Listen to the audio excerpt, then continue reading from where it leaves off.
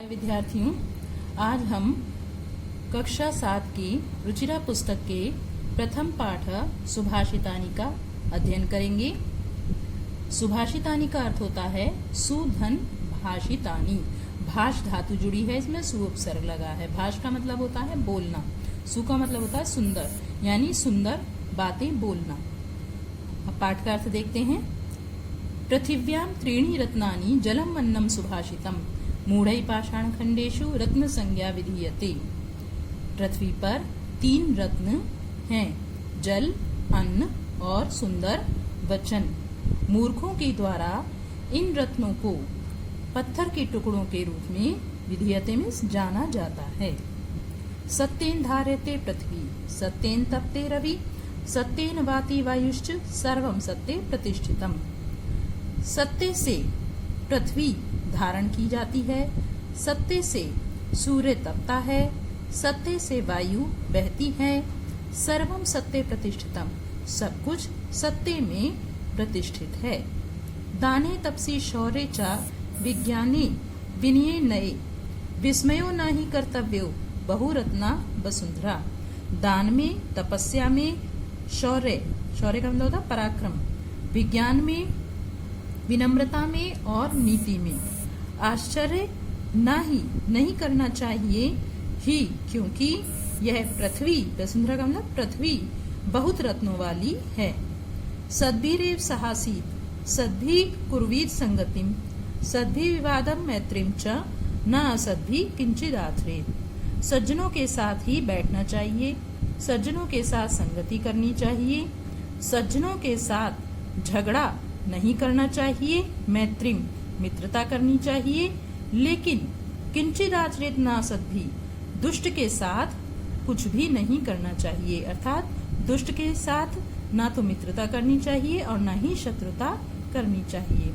धन धान्य प्रयोगेषु विद्याया संग्रहेषु च आहारे व्यवहारे च त्यक्त लज्जा सुखी भवेत्। धन धान्यों के प्रयोगों में और चा का मतलब और विद्याओं के संग्रह में, इकट्ठा करने में, आहार और व्यवहार में लज्जा को छोड़ने वाला सुखी होता है। क्षमा वशीकृति लोके क्षमया किम न साध्यते, शांति खड्ग करे यस्य किम करिष्यति दुर्जनाः। क्षमा रूपी, क्षमा वशीकरण है किसका? संसार में क्षमा किम न साध्यति, क्षमा से क्या सिद्ध नहीं किया जा सकता। अर्थात संसार में क्षमा वशीकरण है, क्षमा से संसार में क्या सिद्ध नहीं किया जा सकता। शांति रूपी तलवार, खड्गा में तलवार, यस्य करे जिसके हाथ में है, किम करिष्यति दुर्जना, उसका दुष्ट व्यक्ति क्या करेगा। अब इसके शब्दार्थ देखते हैं। पृथिव्यां पृथ्वी पर, सुभाषितम सुंदर वचन, मूढ़ई मूर्खों के द्वारा, पाषाण खंडेशु पत्थर के टुकड़ों में, रत्न संज्ञा रत्न का नाम, विधीयते किया या समझा जाता है, धार्यते धारण किया जाता है, तपते जलता है, वाति बहता है या बहती है, वायुश्च वायु धन च यहाँ विसर्ग संधि है, पवन भी, प्रतिष्ठितम स्थित है, तपसी तपस्या में, शौर्य बल में, नए नीति में, विस्मया आश्चर्य, बहुरत्ना अनेक रत्नों वाली, वसुंधरा पृथ्वी, सद्भिरेव सद्भिधन एक सज्जनों के साथ ही, सहासीत सहधन आसीत साथ बैठना चाहिए, कुर्वीत करना चाहिए, सद्भि विवादम सज्जनों के साथ झगड़ा। क्षमा वशीकृति लोके, क्षमा वशीकृति ही धन लोके, संसार में क्षमा सबसे बड़ा वशीकरण है।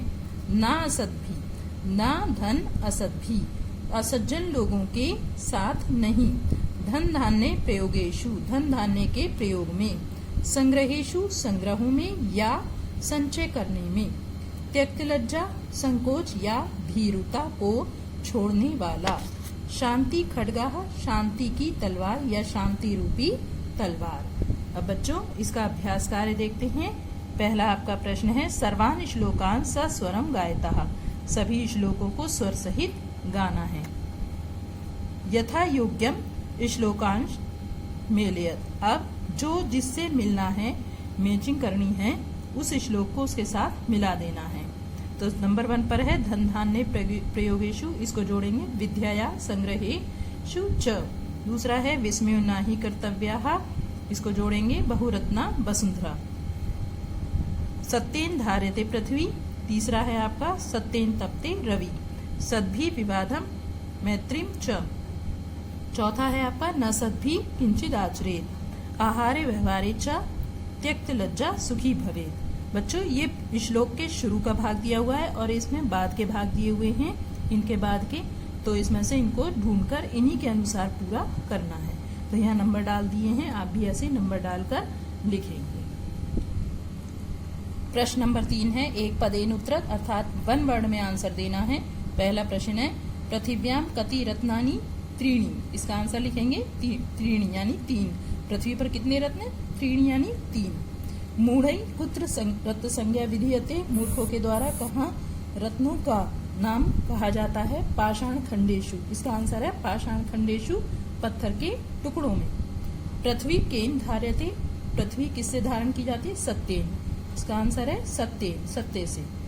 कई संगतिम कुर्वीत, किसके साथ संगति करनी चाहिए? सद्भि, सज्जनों के साथ। लोके वशीकृति का, संसार को वश किससे वश में किया जा सकता है? क्षमा, क्षमा से।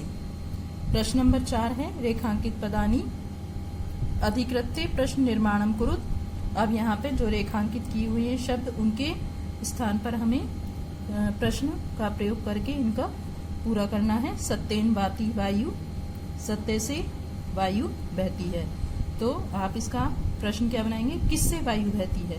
केन वाति वायु, क्वेश्चन मार्क चिन्ह लगा देंगे, क्योंकि आपको यह आंसर है, ये प्रश्न बनाने हैं। सद्भि एव साहसी, सद्भि तृतीय विभक्ति का है, सज्जनों के साथ ही बैठना चाहिए। तो लिखेंगे कई, किम का रूप है कई, किसके साथ ही बैठना चाहिए? कई एव साहसी। वसुंधरा बहुरत्ना भवती, वसुंधरा पृथ्वी यानी पृथ्वी बहुत रत्नों वाली होती है।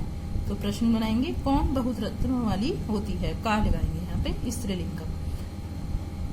विद्याया संग्रहेषु त्यक्त लज्जा सुखी भवेत, विद्याया की जगह विद्या के संग्रहों में लज्जा को छोड़ने वाला सुखी होता है। तो विद्या के षष्ठी विभक्ति लगेगी कस्याः, कस्याः संग्रहेषु त्यक्त लज्जा सुखी भवेत। सद्भि मैत्रीम कुर्वीत, सज्जनों के साथ मित्रता करनी चाहिए। तो मैत्रीम द्वितीय विभक्ति है, यहाँ लगाएंगे काम, सद्भि काम कुर्वीत। तो इस प्रकार आपके ये प्रश्न निर्माण का कार्य पूर्ण हुआ। प्रश्न नंबर 5, प्रश्न नाम उत्तराणी लिखत, प्रश्नों के उत्तर लिखने। अब यहाँ पर 1 वर्ड नहीं है, पूरे प्रश्न का उत्तर लिखेंगे। कुत्र विस्मय न कर्तव्य, तो आप लिखेंगे दाने तपसी शौर्य च विज्ञाने विनये नये विस्मयः न कर्तव्य। दूसरा प्रश्न है पृथिव्याम त्रीणि रत्नानि कानि, पृथ्वी पर 3 रत्न कौन से? जलम अन्नम सुभाषितम। तो यहाँ से शुरू करेंगे इसे। पृथिव्याम त्रीणि रत्नानि जलम अन्नम सुभाषितम संति। प्रश्न नंबर 3 है त्यक्त लज्जा कुत्र सुखी भवेत, लज्जा को छोड़ने वाला कहाँ सुखी होता है? त्यक्त लज्जा आहारे व्यवहारे च सुखी भवेत। इस प्रकार इन प्रश्नों के उत्तर आप लिखेंगे। प्रश्न नंबर 6 मंजुषाता पदानी चित्वा लिंगानुसारम लिखत। अब यहाँ पे पद दिए हुए हैं मंजुषा में और यहाँ पर लिंग लिखे हुए हैं। इन तीनों लिंगों में इन शब्दों को आपको बांटना है। पुल्लिंग में सत्येन सुखी वहनी, स्त्रीलिंग में वसुंधरा पृथ्वी संगतिम, नपुंसकलिंग में अन्नम रत्नानि सुखी। जिनसे हमें नॉन लिविंग थिंग का बोध होता है उन्हें हम नपुंसकलिंग में डालते हैं। स्त्रीलिंग जिससे स्त्री का बोध होता है, स्त्री संज्ञा का, उसको हम स्त्रीलिंग में डालते हैं। पुल्लिंग जिनसे पुरुष वाचक का बोध होता है उसे हम पुरुषवाचक में डालते हैं। प्रश्न नंबर 7 है अधोलिखित पदेशु धातवा के संति। नीचे लिखे हुए पद हैं और धातु है। यहाँ पद लिखे हुए हैं, इनमें आपको धातु बतानी है। पहला पद है आपका करोति, इसमें है क्री धातु। पश्य, इसमें है दृश्य धातु। इसके रूप पश्य से चलते हैं। केवल भविष्य काल लृट लकार में उसके दृश्य से चलते हैं, बाकी में पश्य से रूप चलते हैं। ठीक है। भवेत भू धातु, इसको भी ब्रैकेट में हमने भव इसलिए लिखा है क्योंकि इसके रूप भव से चलते हैं। तिष्ठति स्था, यहाँ पे आपकी स्था धातु है तिष्ठति पद में। अब इस प्रकार आपका ये पूरा पाठ पूरा हो जाता है। धन्यवाद।